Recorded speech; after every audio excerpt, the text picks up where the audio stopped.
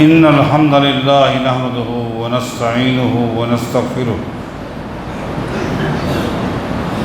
ونعوذ بالله من شرور أنفسنا وسيئات أعمالنا من يهده الله فلا مضل له ومن يضلل فلا هادي له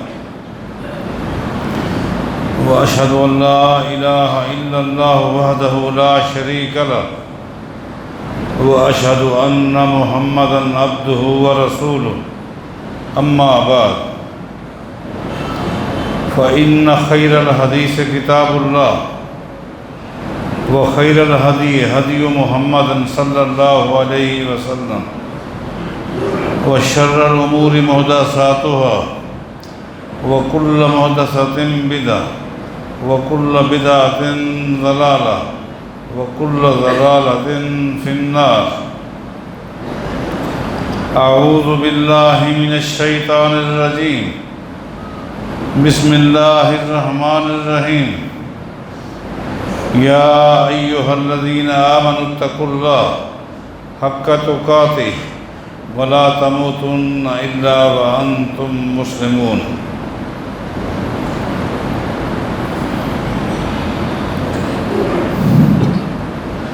حدیث موبقات صحیح بخاری اور صحیح مسلم کے حوالے سے نبی علیہ السلام کا فرمان اجتنبوا السبع الموبقات، لوگوں 7 چیزوں سے اپنے آپ کو بچا لو۔ یہ چیزیں ایسی خطرناک ہیں کہ جو انسان بھی مرد ہو یا عورت، شہری ہو یا دیہاتی، ان میں سے کسی ایک کی زد میں آ گیا، اس کی آخرت خراب، آخرت کا جنازہ نکل گیا، ستیہ ناز ہو گیا۔ ان 7 میں سے پہلی چیز الاشراک باللہ، اللہ کے ساتھ شرک کرنا۔ گزشتہ جمعہ اسی پر گفتگو ہوئی لیکن انتہائی مختصر ہوئی۔ اس کی وجہ یہ ہے،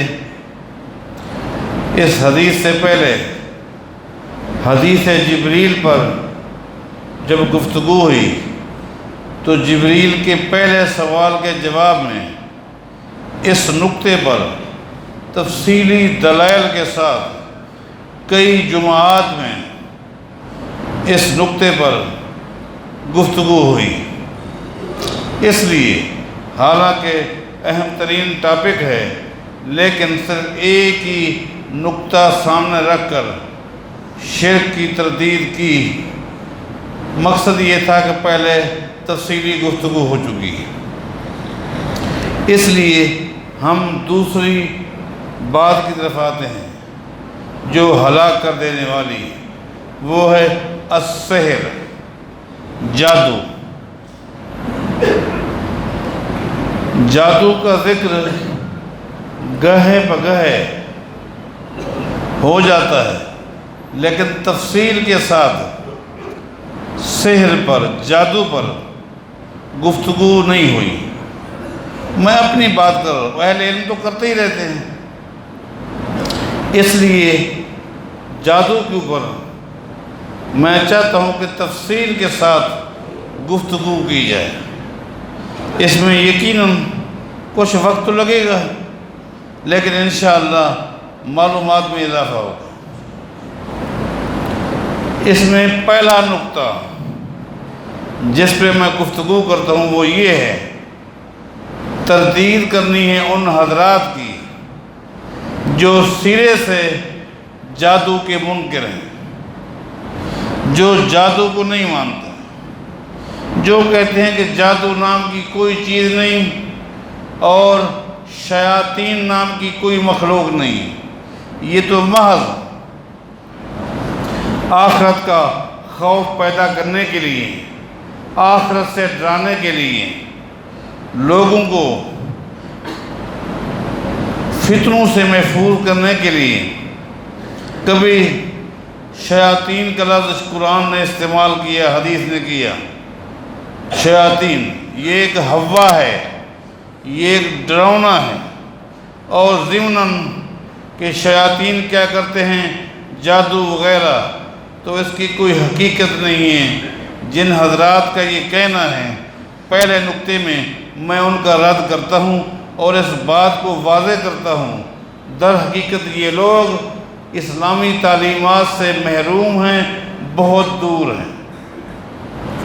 علمی حوالے سے یہ لوگ مسکین ہیں، قابل رحم ہیں، قابل ترس ہیں۔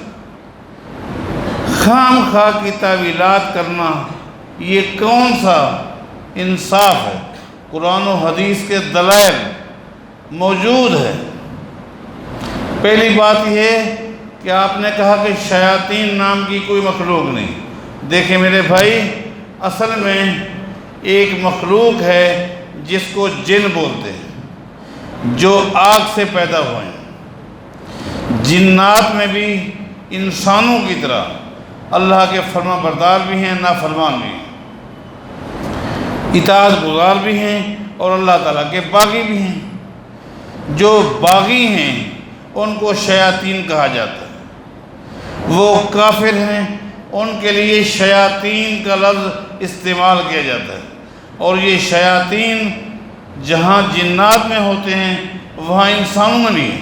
من الجنت والناس، قرآن کریم نے کہا یہ شیاطین جنات میں بھی ہیں، انسانوں میں بھی ہیں۔ یہ بات تو واضح ہو گئی۔ جادو جو ہے اس کی ایک حقیقت ہے، اس کا انکار نہیں کیا جا سکتا، اس کا ایک وجود ہے، اور جادو کی باقاعدہ تعلیم دی جاتی گئی اور دی جاتی ہے، پڑھایا جاتا ہے۔ اس کی شرعی حیثیت کیا ہے یہ تو بہت بعد میں بات آئے گی، لیکن پہلے آپ یہ سمجھیں کہ جادو کی ایک حقیقت ہے، اس کا کوئی انکار نہیں کر سکتا۔ وَاتَّبَعُوا، سورہ بقرہ ہے، وَاتَّبَعُوا مَا تَتْلُو الشَّيَاطِينُ عَلَى مُلْكِ سُلَيْمَانَ وَمَا كَفَرَ سُلَيْمَانُ وَلَكِنَّ الشَّيَاطِينَ كَفَرُوا يُعَلِّمُونَ النَّاسَ السِّحْرَ۔ ایسے نا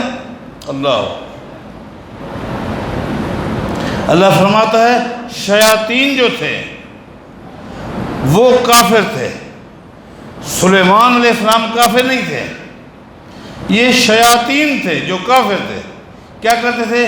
یعلمون الناس السحر، لوگوں کو جادو سکھلاتے تھے۔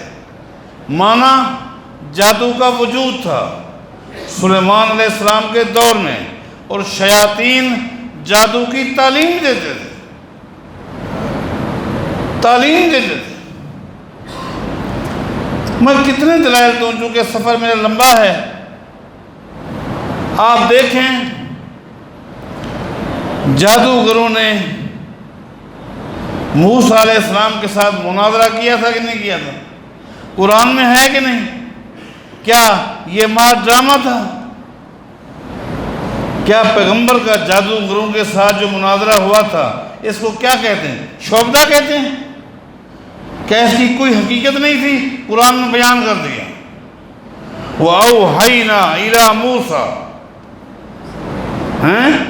أَنْ أَلْقِ عَصَاكَ، جادوگر جمع ہو گئے پورے ملک کے، فرعون، آل فرعون آ گئے۔ کیا یہ ڈرامہ ہے؟ پورے ملک کے جادوگر جمع ہو چکے ہیں۔ ادھر موسیٰ علیہ السلام ہے۔ قرآن نے کہا ان جادوگروں نے، ان کے پاس رسیاں تھیں، رسیاں، انہوں نے اپنی اپنی رسیاں زمین پر پھینکی۔ جادوگر تھے نا جی، وہ تو رسیاں ہی تھیں، وہ رسیاں ہی پڑی تھی، لیکن دیکھنے والوں کے اوپر، ان کی آنکھوں پر انہوں نے جادو کیا ہوا تھا۔ وہ سانپ نہیں بنے تھے، وہ تو رسیاں تھیں۔ رسیاں پھینکی، لیکن دیکھنے والا یہ سمجھے یہ سانپ ہے دوڑ رہے ہیں۔ آنکھوں پر جادو کیا ہوا تھا۔ اللہ نے موسیٰ علیہ السلام سے فرمایا تیرے ہاتھ میں عصا ہے، اس کو پھینک دے۔ موسیٰ علیہ السلام نے اس کو پھینکا تو جیسا انہوں نے کیا تھا یہ ایک اژدہا بن گیا، اور یہ تمام رسیوں کو، سانپوں کو کہہ لیں، کھا گیا، سب کو کھا گیا۔ اللہ قرآن میں کیا فرماتا ہے؟ فَوَقَعَ الْحَقُّ وَبَطَلَ مَا كَانُوا يَعْمَلُونَ۔ اللہ نے حق کو واضح کر دیا کہ یہ جادو ہے، یہ ظالم جادوگر ہے، ان کا حقیقت سے کوئی تعلق نہیں، یہ جادوگری ہے۔ جادوگری تو ہے، حق نہیں ہے۔ سنیں، حق نہیں ہے، جادوگر کا وجود ہے۔ حق نہ حق ہونا یہ ایک الگ چیز ہے، ہم اس کو حق نہیں مانتے، اس کے وجود کے کہہ رہے ہیں۔ نتیجہ کیا نکلا؟ مغلوب ہو گئے، ذلیل ہو کر فرعون آل فرعون جا رہے ہیں۔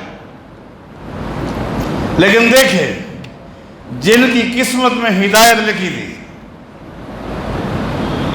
وَأُلْقِيَ السَّحَرَةُ ساجدین، قرآن نے کہا فرعون آل فرعون مغلوب ہو کر جا رہے ہیں، لیکن جادوگر ایک دم سجدے میں گر گئے، ایک دم سجدے میں گر گئے۔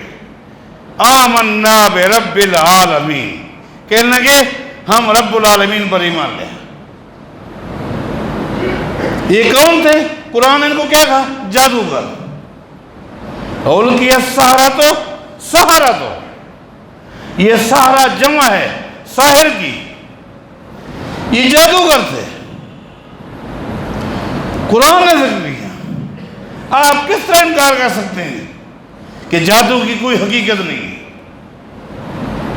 جادو کا ایک وجود ہے، اس کو تسلیم کرنا پڑے گا۔ اور جادوگر بھی، مرد بھی، عورتیں بھی۔ قرآن نے جہاں مرد جادوگروں کا ذکر کیا ہے، قرآن کریم نے خواتین جادوگروں کا بھی ذکر کیا ہے۔ وَمِن شَرِّ النَّفَّاثَاتِ فِي الْعُقَدِ، یہ نفاسات کیا ہیں؟ وَمِن شَرِّ النَّفَّاثَاتِ فِي الْعُقَدِ، یہ جادوگرنیاں ہیں، یہ جادوگرنیاں ہیں، مؤنث کا صیغہ ہے۔ دھاگوں پر جادو بنا کر جادو کرتی تھی۔ لہذا دلائل بہت ہے۔ پہلا نقطہ یہ ہے کہ جادو، میں برحق نہیں کہہ رہا، لیکن جادو کا ایک وجود ہے جس کو تسلیم کرنا پڑے گا۔ اس کی شرعی حیثیت کیا ہے یہ بعد میں آئے گا انشاءاللہ۔ پہلی بات یہ اس کا وجود ہے۔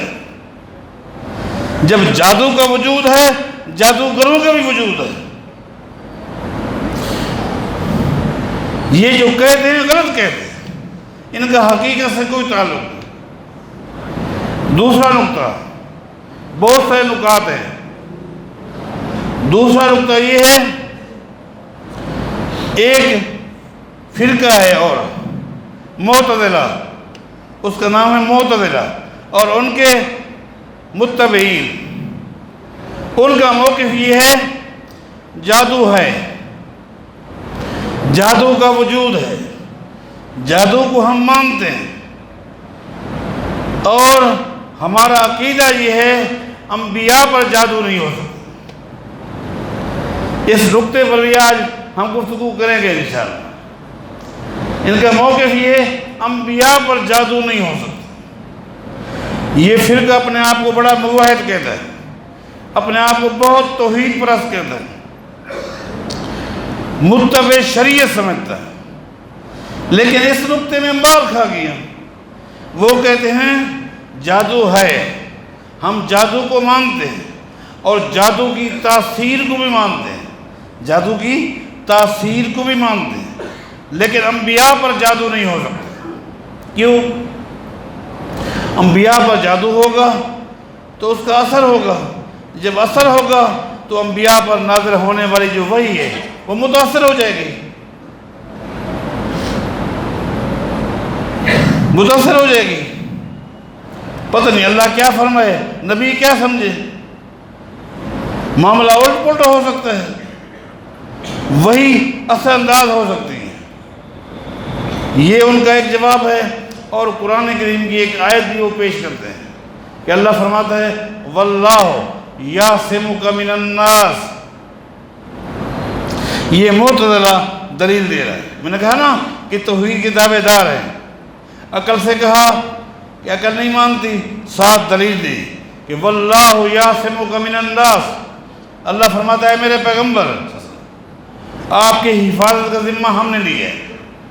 کہا جب جادو ہو جائے گا اللہ نے کیا حفاظت کی؟ پھر اللہ نے تو حفاظت نہ کی، لوگوں نے پیغمبر پہ جادو کر دیا، اللہ نے پیغمبر کی حفاظت نہ کی۔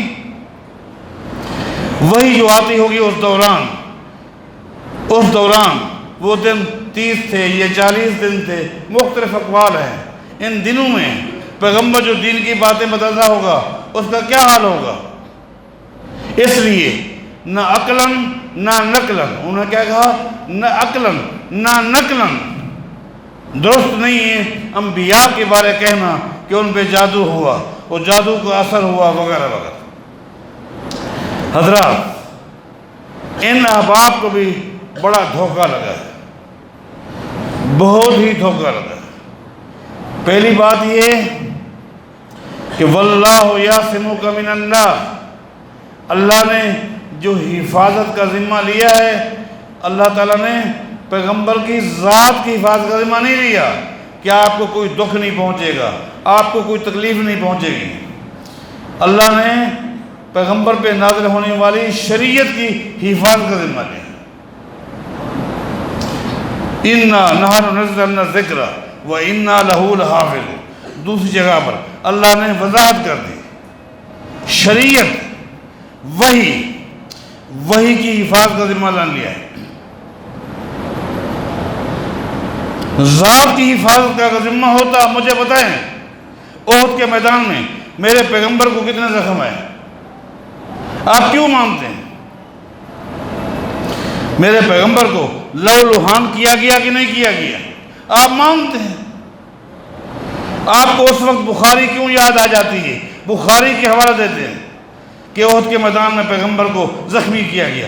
یہ میں معتزلہ سے کہہ رہا ہوں، ان کے پیروکاروں سے کہہ رہا ہوں کہ وہ حوالے کیوں دیتے ہیں؟ اس وقت ان کو بخاری کیوں یاد آ جاتی ہے؟ کیا اللہ نے پھر اپنے پیغمبر کی حفاظت کا ذمہ نہیں لیا؟ طائف کی وادی آپ کو بھول گئی ہے؟ آپ کو یاد ہے، خود معتزلہ کو یاد ہے، خود معتزلہ طائف کے وادی میں میرے پیغمبر کے جو کچھ ساتھ ہوا حوالے دیتے ہیں۔ کتنی تکلیف پہنچائی گئی، کتنی مرتبہ یہ واقعہ آپ نے سنا۔ تو واللہ یعصمک من الناس کا معنی کرو یہاں پر، کب معنی کرو گے؟ سمجھاؤ ہمیں۔ یا ان تمام تر واقعات کا انکار کرتا، جو کچھ مختلف جنگوں میں ہوا میرے پیغمبر کے ساتھ، مکہ میں ہوا، مکہ والوں نے کون سی وہ تکلیف ہے جو میرے پیغمبر کو نہیں پہنچائی؟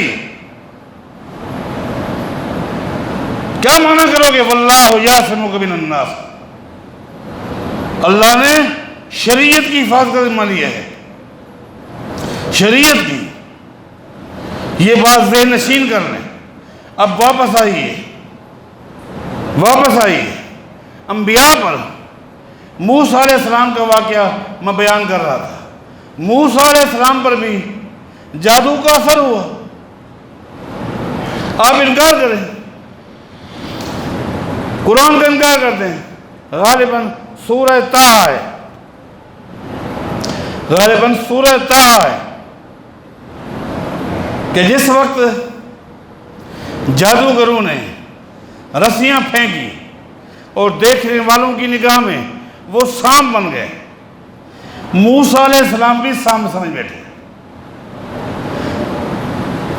کیوں؟ قرآن کیا کہتے ہیں؟ فَأَوْجَسَ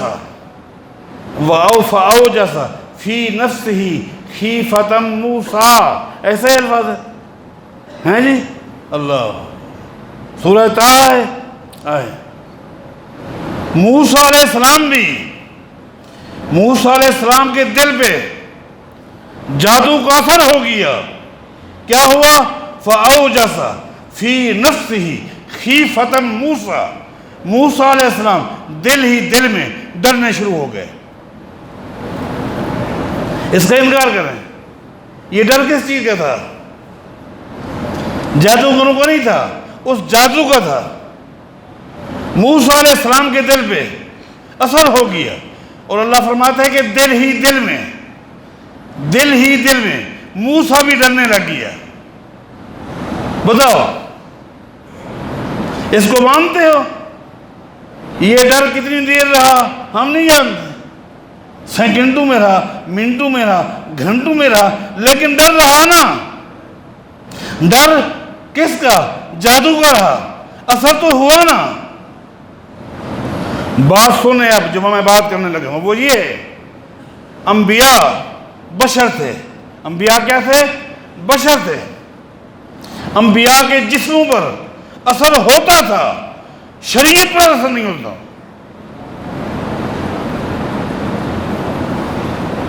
کوئی دنیا کا شخص آج تک نہیں کہے گا کہ موسیٰ کے اوپر جو شریعت نازل ہو رہی تھی، جب موسیٰ کے دل میں خوف شروع ہوا اس کے وحی پر اثر ہوا، نہیں۔ موسیٰ پہ نازل ہونے والی وحی اس وقت جو ہو رہی تھی، اللہ تسلیاں دے رہا تھا، اور ادھر موسیٰ ڈر بھی رہا تھا، لیکن موسیٰ کے جسم پر، دل پر تو اثر ہوا اس جادو کا، اس کی ایک حقیقت ہے، لیکن اس شریعت پر اثر نہیں ہوا جو شریعت اللہ موسیٰ پہ نازل کر رہا تھا۔ موسیٰ علیہ السلام کے بارے آپ کا بھی عقیدہ یہ، میرا بھی عقیدہ، جب باری آتی ہے محمد رسول اللہ کی، آپ کے دماغ خراب ہو جاتے ہیں کہ وہ ان دنوں میں کیا ہوتا ہوگا۔ آئیے، حیرت کی بات یہ ہے، لکھا انہوں نے، کہا انہوں نے کہ حدیث بخاری میں ہے، حدیث مسلم ہے، حدیث صحیح ہے۔ کہا حدیث ہے، حدیث بھی صحیح ہے، حدیث بتاتی ہے جادو ہوا، لیکن ہماری عقل نہیں مانتی۔ کیوں نہیں مانتی؟ اس لیے کہ وہی متاثر ہوئی ہوگی۔ آئیے، جس حدیث میں جادو کا ذکر ہے، ہم اس حدیث کو پڑھتے ہیں کہ جادو جو ہوا تھا وہ کس نقطے پر ہوا تھا، میرے پیغمبر پہ نازل ہونے والی شریعت پہ ہوا تھا، یا جسم کے کسی حصے پر ہوا تھا، یا کسی ایک خاص نقطے پر ہوا تھا۔ حدیث میں وضاحت ہے، حدیث میں وضاحت ہے۔ بخاری اٹھائیں، مسلم اٹھائیں، میں اس سے پہلے مستدرک حاکم سے شروع ہوتا ہوں، مستدرک حاکم سے شروع ہوتا ہوں، جس میں اور وضاحت ہے۔ یہودی جمع ہو گئے لبید بن ارسم کے پاس، یہ اس دور کا سب سے بڑا جادوگر تھا، لبید ہے۔ یہودی جمع ہو گئے، اٹھائیں مستدرک حاکم، حدیثوں سے تعلق رکھو نا کہ معاملہ کیا تھا، جادو کا نقطہ کیوں یہودیوں کو پیش آیا، کیا چاہتے تھے۔ آ کر کہنے لگے لبید سے کہ جو کچھ آپ مانگنا چاہیں ہم دیتے ہیں، اس وقت پوری دنیا میں سب سے بڑا جادوگر تو ہے، ہم محمد پہ جادو کرنا چاہتے ہیں، ہم کرنا چاہتے ہیں۔ کیا چاہتے ہو؟ کیوں؟ بس ہم ایک چیز چاہتے ہیں، ہم چاہتے ہیں اس کی نسل آگے نہ بڑھے، اس کی، آپ غور تو کریں، ہم چاہتے ہیں اس شخص کی نسل آگے نہ بڑھے، بس یہ مر جائے، اس کی نسل آگے نہ بڑھے، یہ ہم چاہتے ہیں۔ کیا لے گا؟ کیا طریقہ کار ہوگا؟ لبید نے کہا 2 چیزیں، ایک تو خرچہ ہوگا، میں 3 دینار لوں گا، دینار سونے کے ہوتے ہیں، میرا خرچہ ہوگا 3 دینار لوں گا، ٹھیک ہے، اور کیا؟ اور کہا مجھے جب محمد کنگھی کرتا ہے نا سر میں صلی اللہ علیہ وسلم، تو کنگھی سے جو بال ٹوٹتے ہیں مجھے اتنا مقدار کے بال چاہیے۔ اب یہ کام بڑا مشکل تھا، اب یہ میرے پیغمبر کے سر سے کنگھی کے ذریعے ٹوٹنے والے بالوں کو جمع کر کے اس یہودی کو دینا آسان کام نہیں تھا۔ اس کے لیے یہودیوں نے ایک معصوم بچے کا انتخاب کیا۔ مکاری دیکھیں یہودیوں کی، کس طرح یہ مکار ہیں۔ وہ بچہ محمد الرسول اللہ کے پاس ہے، میں آپ کی خدمت کرنا چاہتا ہوں، مجھے آپ سے عقیدت ہے، آپ سے محبت ہے، تفصیل ہے، وہ خدمت میں لگ گیا، لیکن کافی عرصہ اس کو موقع ہی نہیں ملا، کیونکہ نبی علیہ السلام جس گھر میں ہوتے، نہاتے، کنگھی کرتے، بال گرتے، اس گھر کی جو آپ کی بیوی ہوتی وہ لے کر کہاں کرتی، کس طرح چھپاتی، پتہ نہیں چلتا، بالوں کو پتہ نہیں چلتا، وہ بال کہاں کرتی، کس طرح کرتی، اس بچے کو چانس نہ ملتا۔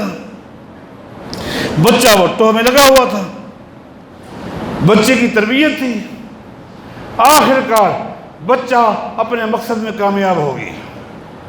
نبی علیہ السلام کے سر کے بال جو ٹوٹے اس کو جمع کرنے کا موقع ملا، وقت لگا، اس نے وہ پہنچائے۔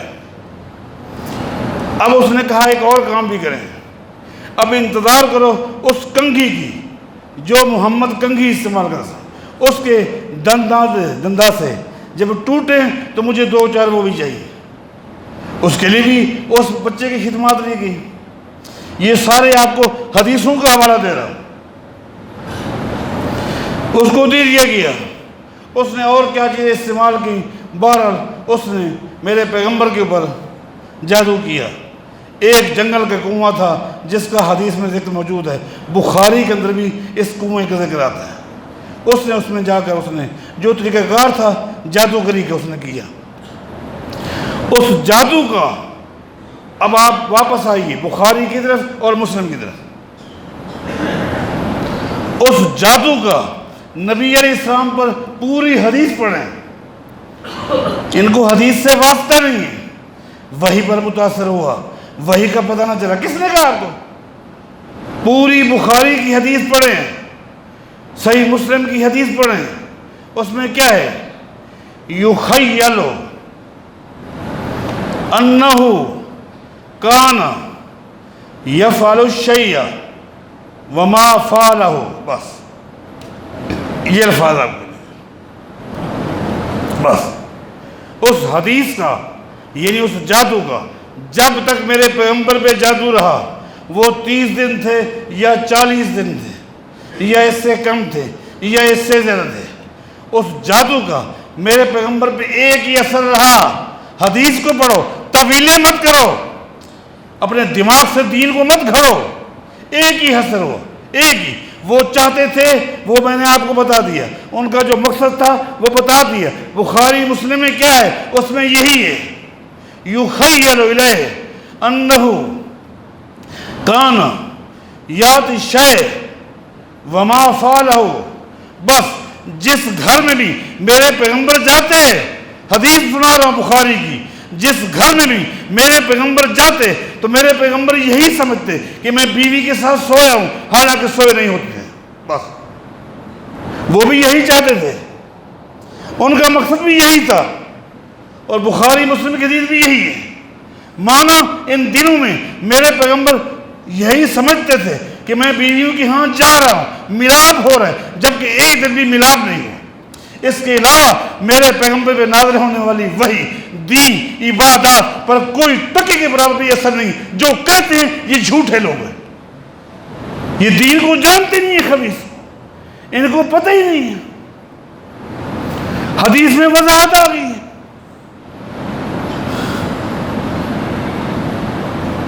اتنا میرے پیغمبر کی گستاخیاں کی اس حدیث کی تشریح کرتے ہوئے، یہ ہوا ہوگا، وہ ہوا ہوگا، وہی آتی ہوگی، میرا نبی یہ کہتا ہوگا، استغفر اللہ۔ میں نے آپ کو واضح بتا دیا ان جادوگروں کا مقصد کیا تھا اور اس جادو کا کیا اثر ہوا۔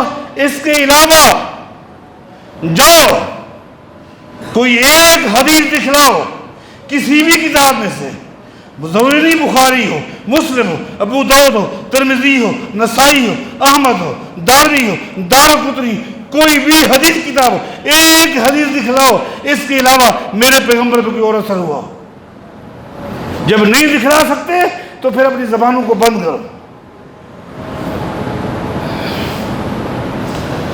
تو یہ جو اثر ہوا یہ اثر جسم پر ہوا، اور میں پہلے کہہ چکا ہوں انبیاء بشر تھے، جادو کا اثر جسموں پر ہوا، بشری تقاضے کے تھا۔ اللہ نے حفاظت کا وعدہ کیا ہے شریعت کا، اور قیامت تک اللہ کا وعدہ ہے۔ آج بھی اللہ نے اپنے دین کی حفاظت کی ہوئی اور قیامت تک اللہ نے وعدہ کیا۔ ہاں نبی علیہ السلام پریشان رہتے تھے اس نقطے پہ، آپ سمجھتے کچھ تھے کہ میں کیا، لیکن ایسا ہوتا نہیں تھا، ہوتا نہیں تھا۔ آخر جب کچھ دن گزر گئے، ایک دن نبی علیہ السلام آئے، صحیح بخاری کی حدیث ہے، سید عائشہ رضی اللہ تعالیٰ عنہ فرماتی ہیں ہم بھی نبی علیہ السلام کو پریشان تو دیکھتے تھے، کیا پریشانی پتہ نہیں تھا، جادو ہو گیا، اس کا بھی پتہ نہیں تھا، پتہ نہیں تھا۔ نبی علیہ السلام کے چہرے کو مسکراتے دیکھا تو میں نے پوچھا آج بہت خوش ہے؟ فرمایا جی ہاں، اصل میں ایک مسئلے میں پریشان تھا اور وہ مسئلہ مجھے بھی سمجھ نہیں آ رہا تھا۔ وہ مسئلہ یہی تھا۔ مسئلہ کیا تھا؟ یہی تھا، آپ کو بتا دیا، یہی مسئلہ تھا۔ آپ نے فرمایا، آپ نے کنایتاً فرمایا، صراحتاً نہیں، کنایتاً فرمایا کہ میں یوں سمجھتا تھا کہ یہ کام میں نے کر لی ہے، بعد میں احساس ہوتا کہ ایسا نہیں ہوا۔ میں پریشان تھا، حقیقت کیا ہے؟ اللہ سے بڑی دعائیں کی، اللہ نے آج حقیقت کو کھول دیا۔ حقیقت کو اللہ نے کس طرح کھولا؟ صحیح بخاری کی حدیث ہے، نبی علیہ السلام فرماتے ہیں عائشہ میں سویا ہوا تھا، میرے پاس دو فرشتے آئے، یہ صحیح بخاری کی حدیث ہے، دو فرشتے آئے، ایک میرے سرانے آ کر بیٹھ گیا، ایک پاؤں کی طرف آ کر بیٹھ گیا، آپس میں انہوں نے مکالمہ شروع کر دی، ان دونوں نے آپس میں گفتگو شروع کر دی۔ ایک فرشتے نے کہا یہ بندہ تکلیف میں ہے، اس نے کہا ہاں یہ تکلیف میں ہے۔ پھر اس فرشتے نے کہا کیا مسئلہ ہے اس کا، کیا تکلیف ہے؟ اس فرشتے نے کہا اس پہ جادو ہو گئی ہے، یہ بخاری کی حدیث ہے، اس پہ جادو ہو گئی ہے۔ اس نے کہا کس نے کیا ہے؟ اس نے کہا لبید نے کیا ہے، یہودیوں کو جو سب سے بڑا جادوگر ہے اس نے کیا ہے۔ اچھا کہاں کیا ہے؟ اس نے کہا فلاں جنگل میں، فلاں جو کنواں ہے اس کنویں میں اس ہستی کے بال نکالے گئے، بال لیے گئے، کنگھی کے ساتھ اس کو جوڑا گیا، فلاں جو نر کھجور تھی اس کا اس نے خوشہ لیا، اس میں ڈالا، پھر وہ گیا، اس نے جا کر وہاں پھینک دیا، جو اس جادوگر کا طریقہ تھا۔ میں آگے بتاؤں گا نا، میں نے کہا کہ تفصیل آگے ہے نا کہ ان کی کیا طریقہ کار ہوتے ہیں، کس طرح ان کی تعلیم ہوتی ہے، وہ بعد میں آئے گی۔ تو وہاں اس کنویں میں ہے، تو اس نے کہا پھر کیا ہوگا؟ کہا یہ شخص اپنے ساتھیوں کو لے کر چلے جائے اور وہ ساری چیزیں نکالے، جادو کا اثر ختم ہو جائے گا۔ تو نبی علیہ السلام فرماتے ہیں عائشہ پھر میں ساتھیوں کو لے کر وہاں چلا گیا، یہ صحیح بخاری کی حدیث، میں وہاں چلا گیا، وہاں مجھے دیکھ کر حیرت ہوئی، اس کنویں کو دیکھا کہ اس کا پانی ہے لیکن خون کی طرح ہے، خون۔ ایک حدیث جو بخاری کی ہے وہ بھی اس میں مہندی کا لفظ ہے، جس طرح مہندی کا رنگ ہوتا ہے نا جی، مہندی کا رنگ، اس طرح اس کا پانی کا رنگ تھا۔ ایک شخص کو ڈالا گیا، اس نے وہ نکالا، وہ واقعی نبی علیہ السلام نے پہچان لیا۔ جب اس کو نکالا گیا اور جس طرح تعلیم تھی پھینکا گیا، ایک دم اللہ کے پیغمبر ٹھیک ہو گئے۔ پھر آپ کو اپنے گھروں میں جانے کا ایک سکون سا ملا، ایک راہ سے ملی۔ تو میں عرض کر رہا تھا آج صرف بڑی مشکل سے 2 نقطوں پر ہم نے گفتگو کی ہے، نکات بہت سارے ہیں، تفصیل کے ساتھ انشاءاللہ میں آپ کے سامنے پیش کروں گا، چونکہ آنے والا جمعہ تو محترم شیخ ضیاء الحق بٹی حفظہ اللہ کا ہے۔ اس کے بعد انشاءاللہ اگلا نقطہ پیش کروں گا، اس میں اس کی شرعی حیثیت کیا ہے، یہ لوگ کیا چاہتے ہیں، کیا کرتے ہیں، اس کی ضرورت ہے، اس لیے کہ آج کی دنیا جادو کے حوالے سے بڑے مختلف شکوک شبہات کی زد میں اور جادو کی آڑ میں کیا ہو رہا ہے، کیا ہونا چاہیے، اور جادو کو کن معنوں میں استعمال کیا جاتا ہے اور اس کو توڑ کے لیے بھی کیا طریقہ کار استعمال کیے جاتے ہیں، یہ تفصیل انشاءاللہ اللہ نے مجھے زندگی دی، صحت دی، موقع دیا، آپ کے سامنے لوں گا۔ اللہ تعالی ہمیں فتنوں سے محفوظ فرمائے اور حق کی فہم عطا فرمائے۔